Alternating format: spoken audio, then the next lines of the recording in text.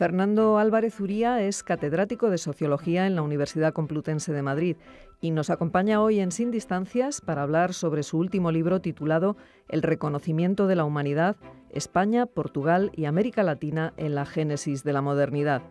En esta obra defiende que la modernidad está unida al descubrimiento de la categoría de género humano, una categoría creada por la llamada Escuela de Salamanca y al margen del mundo protestante impulsado por las tesis de Lutero.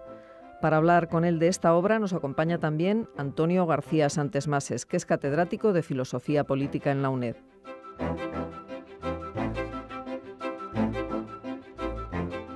Buenos días, tenemos hoy con nosotros al profesor Fernando Álvarez Uría, que nos ha acompañado durante años en estos programas de filosofía que emitimos en la UNED, al que dedicamos, pues, cuando publicó su libro muy importante, un libro realmente importante sobre el tema de la sociología del siglo XX, del siglo XIX y la génesis del pensamiento sociológico, otro sobre la sociología de las instituciones, pero ahora en esta ocasión se ha lanzado algo previo, libro publicado también, muy bien editado como acostumbra, por Ediciones Morata, cuyo título es El reconocimiento de la humanidad. Y entonces, así como en el... El subtítulo quizás aclaran más, ¿no? El subtítulo. Vamos a decir también, está dedicado a Julia Varela, España, Portugal y América Latina en la génesis de la modernidad. La génesis de la modernidad, que efectivamente es el gran tema. Así como en el otro libro, el de Sociología, Capitalismo y Democracia, aquel libro donde estaba todo el debate, yo creo que de un interés extraordinario sobre el influjo de lo que significó Durkheim en la sociología francesa, Weber en la sociología alemana, todo el papel que había tenido otros sociólogos como Michels, como Pareto, cómo se hace el estructural funcionalismo en Norteamérica, Merton, Parsons, así como hay todo ese debate. En esta ocasión vamos antes, nos hemos ido antes, casi diríamos, a la preilustración, a los caminos de la modernidad. Y efectivamente hay un debate, por citar el libro anterior y un autor que continuamente flota en este libro, que es Max Weber. O sea, Max Weber, digamos, hizo todo una enorme cantidad de trabajos vinculados a su magna obra Economía y Sociedad, pero donde de alguna forma prevalece, una de las reflexiones de él, la ética protestante como algo decisivo para lo que va a ser el espíritu del capitalismo. Entonces, de alguna forma, la tesis que va a defender Fernando Álvarez Uría en este libro, que va a exponer ante nuestros oyentes en estos programas, viene a plantear otra modernidad alternativa que pudo realizarse, que comenzó a aparecer, que en un momento determinado quedó bloqueada. Pero para ello, quizá, Fernando, para que nuestros oyentes puedan seguir, ¿cuál es la tesis de Weber? ¿Por qué el protestantismo, digamos, está en el origen del capitalismo? Bueno, Weber yo creo que parte de una comprobación empírica, ¿no? Que en Alemania, digamos, las regiones protestantes están más desarrolladas que las regiones católicas, ¿no? Entonces él formaba parte del grupo Eranos, que trabajaban sobre las religiones, y de hecho, bueno, pues Max Weber ha desarrollado toda un análisis de lo que él llamaba la ética económica de las grandes religiones, cómo las religiones inciden en el mundo económico, ¿no? Algunos leyeron esa tesis como contraria a los planteamientos de Marx, que Marx veía la religión como una superestructura.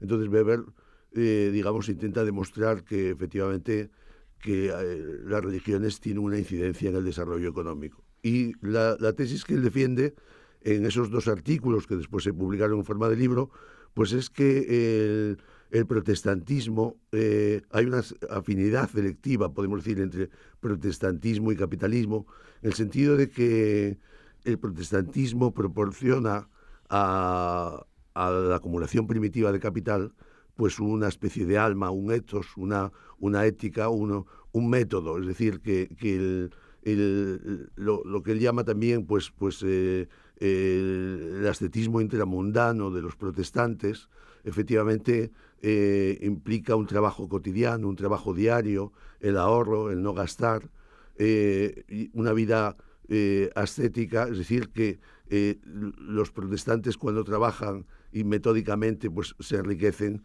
y reinvierten el dinero porque no lo pueden gastar, llevan un estilo de vida efectivamente como si están en el mundo, como si no estuviesen en el mundo.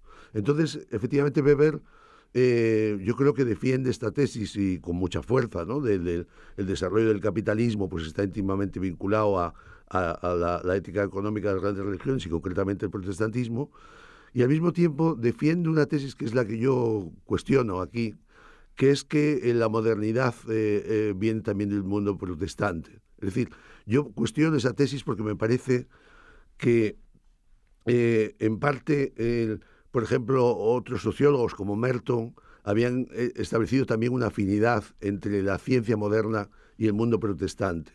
Entonces yo creo que es demasiado conceder al capitalismo. Es decir, yo creo que hay que plantearse qué pasa con la ética económica del catolicismo, qué pasó en el siglo XVI, qué pasó con la modernidad. Pues te parece antes de eso, sí. Por hacer la otra cara, digamos, esas consecuencias que tiene de cara al ascetismo, al trabajo, al ahorro, a mí me parece muy atractivo en el libro cómo aparece, desaparece, vuelve a aparecer la figura de Martín Lutero. Es decir, digamos, dado que tenemos una revista aquí que escucha el que quiere, claro, pero que es en principio de filosofía, nosotros aquí, pues tanto en la cátedra de filosofía de la religión, pues continuamente se ha hecho referencia, siguiendo quizá la obra de Aranguren, catolicismo y protestantismo como formas de existencia, talante católico, talante protestante.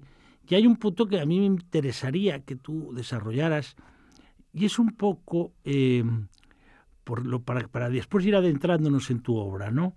Que es un poco el tema de en qué medida en Lutero, además de lo que conocemos y que aparece en la obra tuya, pues la crítica a Roma, la crítica al papado, la crítica a lo que significaba la corrupción que se había llegado, cómo se interpretaba, por ejemplo, pues el tema de todo lo que significaba el problema del purgatorio, de la salvación de las ánimas, en fin, todo ese tipo de cosas. Pero ¿en qué medida en Lutero hay algo que me parece de interés para el debate que vamos a tener, que es el problema del papel de la fe frente a la razón? Es decir, ¿en qué medida hay un influjo mayor de Agustín frente a Tomás de Aquino? Y esa idea de que, en definitiva, el papel que tiene la fe hace que la propia salvación, en qué medida depende del mérito, depende de la gracia, cuál es el papel ahí que tiene la lectura directa del texto sagrado, qué papel juega toda la vida sacramental, que tiene una enorme fuerza y va a tener una enorme fuerza en el catolicismo. ¿Cómo sería, digamos, yo comprendo que es una pregunta infinita dado lo que es el libro, pero la luz y la sombra, la cara y la cruz de Martín Lutero? La gran contribución de Lutero al pensamiento moderno es el individualismo, ¿no? O sea, plantear el derecho, digamos, de los individuos a aproximarse a lo que se presenta como la palabra de Dios, es decir, la libre interpretación de la Escritura. Entonces, yo creo que eso efectivamente es una aportación importante y unida a la destrucción de la Iglesia jerárquica, de la Iglesia católica, del papado, ¿no? O sea, en ese sentido, pues hay ahí una dimensión moderna, pero al mismo tiempo yo creo que hay también una dimensión conservadora y digamos, tradicional, que es una mentalidad de cristiandad, que es el fideísmo. Es decir, la fe está por encima de las obras, está por encima de la razón, y es ese desprecio de Lutero por Aristóteles, ese desprecio por los escolásticos, por planteamientos racionalistas. Y claro, yo creo que ese fideísmo, efectivamente, las sectas imbuidas en ese fideísmo no pueden traer la modernidad. La modernidad es la salida de la religión, y yo defiendo que la salida de la religión la traen pues los escolásticos españoles. Eso es un poco la tesis. Es una fuerza continua, siguiendo la idea de este gran sociólogo, de Marcel Gauchet, la religión de la salida de la religión. Continuamente, esta es la tesis, digamos. Tesis provocadora, tesis de donde, bueno, pues me imagino que suscitará un debate entre los grandes especialistas. Bueno, es curioso que Marcel José, en ese libro, El desencantamiento del mundo, que es un libro, yo creo, importante, que se inspira mucho en Durkheim, yo también me inspiro en Durkheim, defiende veladamente, pero vamos, yo creo que de forma clara, la modernidad protestante frente a la católica, ¿no? Él cree que es el protestantismo, y en ese sentido, pues yo también me enfrento un poco a Marcel José, porque yo creo que él hace un análisis un poco filosófico en el peor sentido del término, es decir, que aéreo, es decir, no entra en la historia. Y yo justamente lo que intento hacer aquí es ver un poco cómo se produjeron los procesos. Y en esa entrada en la historia, sí, que no cabe duda que efectivamente ya queda enunciada la tesis, esta otra modernidad, España, Portugal, el Nuevo Mundo, para suscitar la curiosidad de nuestros oyentes, que digan, caray, pero bueno, exactamente este hombre, ¿en dónde se ha metido? Nada menos que en este libro sobre el reconocimiento de la humanidad.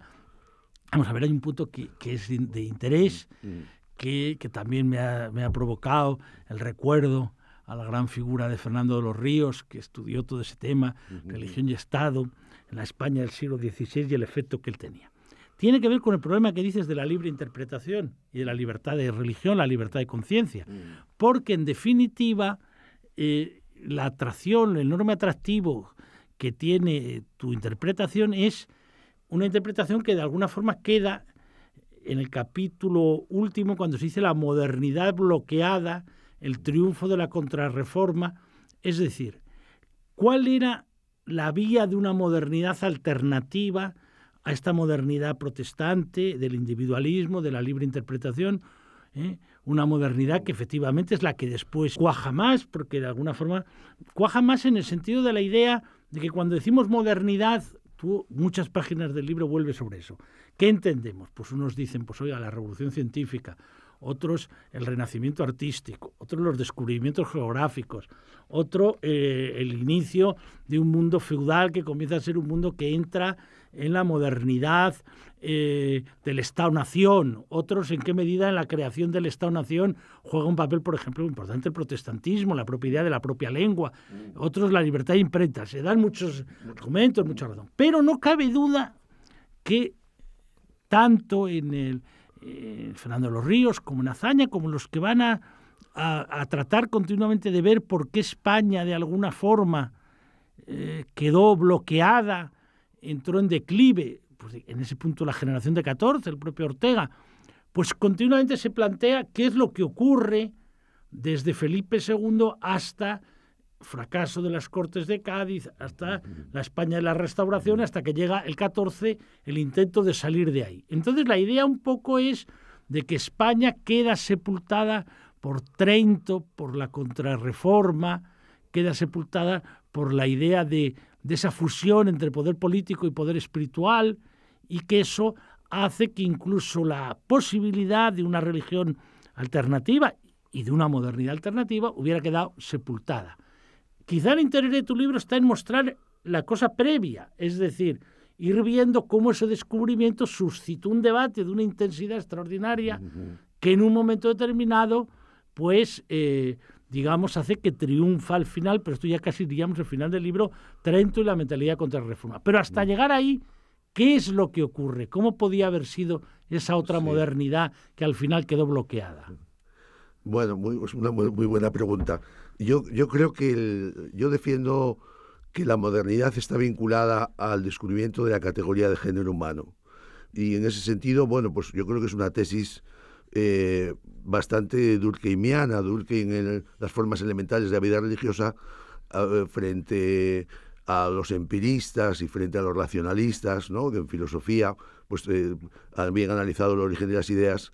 Él defiende una tesis sociológica de las ideas, es decir, las ideas no vienen ni de la experiencia ni son a priori, sino que las ideas surgen pues de la propia dinámica social, de la organización social, es decir, las categorías de pensamiento tienen una inscripción en la historia social y política. Y en ese sentido él propone justamente hacer un análisis de las categorías de pensamiento. Yo creo que el libro gira en torno a esa categoría de género humano. ¿Por qué esa categoría de género humano representa la modernidad. Pues yo creo que frente a un mundo, el mundo de las religiones, que es, y más las religiones monoteístas, que está centrado en Dios, desde el momento en que se acepta la idea de humanidad, se rompe con la idea del amigo y el enemigo, del fiel y el infiel. Es decir, esa dinámica salta por los aires. Todos somos seres humanos, todos formamos parte de la gran familia humana, el orbe todo es una república, digamos, somos hermanos, somos iguales. Y Las Casas dice en uno de sus escritos más importantes, no se publicó ya en España, sino en Alemania, ¿no? de Imperatoria seu regia potestate, dice, nacemos libres e iguales y no sometidos a servidumbre. A mí me parece que es una formulación perfecta digamos, que puede suscribir cualquier demócrata o debe suscribir cualquier demócrata hoy. Nacemos libres, iguales y no sometidos a servidumbre. En cierto modo, esa es la definición de modernidad, la categoría de género humano en sentido fuerte. Yo creo que la escuela de Salamanca, los dominicos, entre ellos las Casas de forma muy rotunda, pero también Vitoria y también, digamos, el resto de los miembros de la escuela de Salamanca, plantearon en un marco de conquista, de explotación, de guerra brutal, ¿no? Como fue la conquista del Imperio Azteca, la conquista del Imperio Inca, en un marco de guerras enormemente sanguinarias, plantearon esta categoría nueva, esta categoría que estaba en cierto modo en los estoicos, que estaba, digamos, en el mundo griego, pero que ellos llevan hasta el final en el sentido que cuestionan la esclavitud, en el sentido que cuestionan la servidumbre y que establecen que nacemos todos libres iguales, no hay esclavos por naturaleza. La tesis aristotélica de los esclavos por naturaleza salta por los aires. Y eso a mí me parece que es el espacio nuevo que se abre ahí, que es el espacio, digamos, de la secularización, un espacio secular. Pero ese espacio nuevo, antes de llegar a ese espacio, hay un punto muy importante. Vamos a ver, monoteísmo. 3 religiones monoteístas, judíos, musulmanes, cristianos.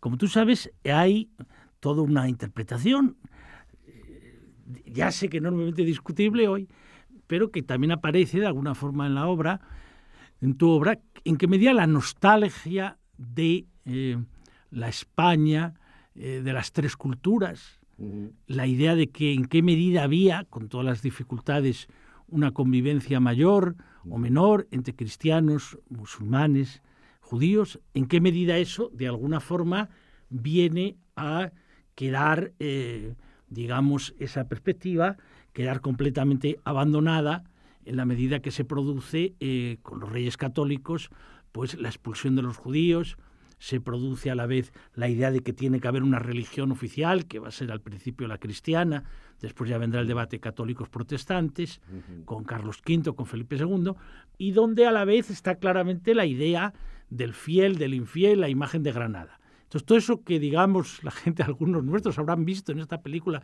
sobre Isabel, todo lo que significa la llegada a Granada, y a la vez todo lo que significaba Colón, y a la vez lo que significa, en tu libro aparece como un gran debate, que es un debate no solo sobre las consecuencias que tiene la expulsión de los judíos, por ejemplo, la referencia que haces a la sinagoga vacía, a Ámsterdam, no solo el problema de lo que significa a partir de ese momento la fisura entre el mundo cristiano y el mundo musulmán, sino que es para ellos, yo creo que es una parte muy apasionante del libro, el nuevo mundo.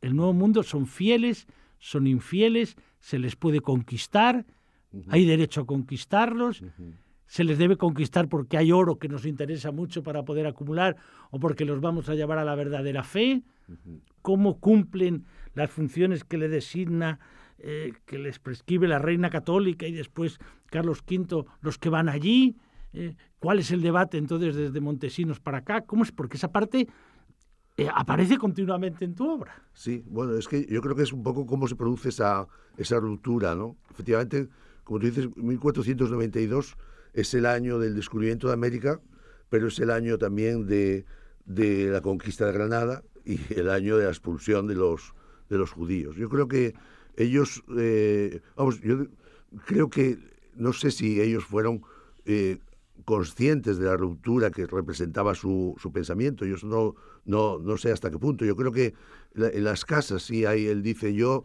he dicho cosas que nunca nadie ha dicho, ¿no? O sea, él, digamos, en parte, las casas es un poco el último que llega a esa categorización del género humano, porque yo creo que él fue encomendero en América, asistió a la predicación famosa de Montesinos en 1510, se hizo dominico y, bueno, ve las atrocidades que se cometen en América y empieza a luchar en contra de la servidumbre, arranca, digamos, las leyes nuevas, pero las leyes nuevas generan las guerras civiles y, efectivamente, toda su vida es ese empeño en la defensa, digamos, de los indios y también después de los esclavos negros, ¿no? Yo creo que él llega, digamos, a ese cuestionamiento de la esclavitud.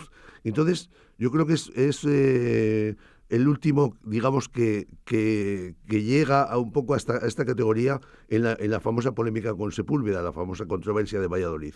En esa controversia él está, digamos, apoyado por los frailes dominicos y son los que le dan un poco las armas intelectuales para luchar contra Sepúlveda, ¿no? Que no era un cualquiera, digamos, era un personaje... Pero pues, fíjate que tiene interés de cara a otra parte, otro cabo de tu libro, Sí. realmente interesante, que es el tema de la diferencia entre franciscanos, dominicos, donde, bueno, pues todo el papel frente a los franciscanos más vinculados a la pobreza, más vinculados a otro tipo de recuperar esa parte del mensaje evangélico, los dominicos como la orden, nunca mejor dicho, de predicadores, de la doctrina, donde efectivamente tiene tanto interés esto que dices de Montesinos, que recuerdo que los dominicos, que todavía hay dominicos, los dominicos de Ávila, por ejemplo, tienen, en el convento que tienen ellos allí, puesto la imagen del mensaje de Montesinos, porque tratan de recuperar, claro, entre las dos, de lo que quieren recuperar de su pasado, no recuperar el pasado duro, el pasado inquisitorial, el pasado intransigente, sino el pasado del que fueron los defensores de aquellos hombres a los que había que tratar como hombres, no simplemente como bárbaros a los que se podía someter. Entonces, esa perspectiva plantea, pues con un interés grande, ¿no? Cómo todo el tema que tú dedicas ahí a Tomás de Aquino, después dedicas a Guillermo de Ockham, después cómo llega ya la modernidad frente a la posición de Maquiavelo, porque el libro está con una cantidad enorme de referencias. Bueno, de alguna forma, igual que hemos dicho la doble cara de Lutero, ¿cuál es la doble cara de los dominicos? Bueno, yo creo que los dominicos son una orden, en principio, intransigente, de defensa de la Iglesia jerárquica, efectivamente forman parte de la Inquisición, presiden a veces el tribunal de la Inquisición, es decir, persiguen a los judaizantes, persiguen a los luteranos. El propio Carranza, ¿no?, que fue arzobispo de Toledo, pues cuando estuvo, digamos, en Inglaterra, efectivamente hizo un escarnio terrible de los anglicanos, es decir, por eso yo digo que no sé hasta qué punto ellos son perfectamente conscientes. Yo creo que llevan una especie de doble militancia, ¿no? O sea, pero lo que no cabe duda es que en el caso de Victoria, por ejemplo, yo creo que sí era sensible a esas matanzas y el propio Carranza y ya no digamos las casas. O sea, yo creo que ellos también, digamos, utilizan el concepto de género humano un poco como una función estratégica. Yo creo que buena parte de ellos son de origen converso y el tema del estatuto de la limpieza de sangre pues se había planteado en Toledo, sobre todo con el arzobispo Silicio. Y entonces, claro, el concepto de género humano a ellos, digamos, les viene muy bien en el sentido de cuestionar el tema de los cristianos viejos y los cristianos nuevos, ¿no? O sea, todos venimos de Adán, todos formamos parte, digamos, de... Pero no hay ahí otra dimensión, y es que así como el mundo cristiano frente al mundo musulmán vive lo que es todo el desarrollo de una civilización, de una cultura. Por ejemplo, tú citas ahí todo lo de Averroes, la importancia que tiene Averroes. Asunto distinto es después el problema de en qué momento se estanca el Islam, ¿no? Y no digamos ya frente al mundo judío, que tiene toda su idea y tal. Pero claro, es como si ellos, en la perspectiva de la conquista, no encontraran en esos pueblos una cultura equiparable, sino que eran culturas que ellos podían de alguna forma moldear en su idea de género humano, convertir.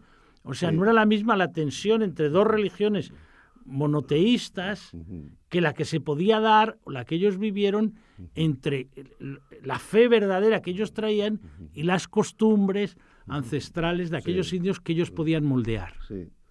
Sí, yo creo que ellos, digamos, ejercen una violencia simbólica claramente en América, ¿no? Que es una violencia que es muy importante desde el punto de vista político, ¿no? Para Carlos V y para, digamos, después más tarde también para Felipe II, en el sentido que se trata de unificar los reinos, se trata, digamos, de extender la cristiandad, ¿no?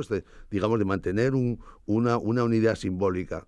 Y también, digamos, es muy importante porque combaten las tentaciones de feudalización de la nobleza, de los conquistadores ennoblecidos, ¿no? Es decir, los conquistadores tienen una tendencia a decir, bueno, nosotros nos hemos jugado la vida aquí en América y ¿por qué tenemos que pagar el quinto real? ¿Por qué tenemos que estar constantemente pagando impuestos a la corona? Digamos, hay ahí ya por